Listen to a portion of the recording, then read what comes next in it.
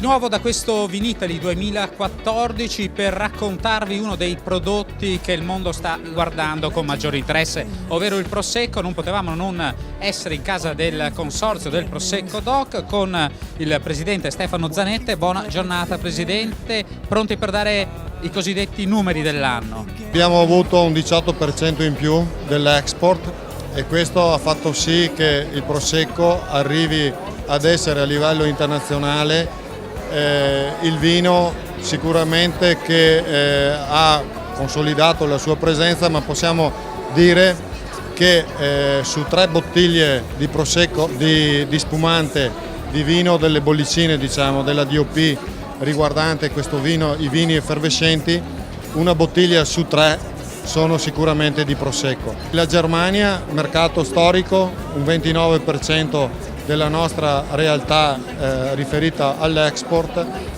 Gran Bretagna un 20% e gli Stati Uniti un 16%. Questi 3 paesi, i primi 3, rappresentano circa il 60% dell'export della nostra denominazione. Presidente, parlando di Russia, ci onora della conoscenza dell'ospite che ha qui accanto a lei. Questo per me è un ospite di grandissimo prestigio, perché la dottoressa Irina Artemieva è rappresentante dell'Hermitage Italia, è una grandissima conoscitrice della cultura italiana, ma particolarmente della cultura veneta. Sentivamo che per lei fare Prosecco significa un'arte, un atto creativo. Certo, questo è un riconoscimento ulteriore della produzione del vino come l'atto di creatività, perché come gli oggetti d'arte sono naturalmente prodotto di creatività, ossia la massima espressione del genio umano, e anche il vino può essere considerato come oggetto d'arte. So che è difficile fare sintesi in questi casi, ma se io le dico Veneto dal punto di vista dell'arte, l'arte che piace a lei cosa risponde?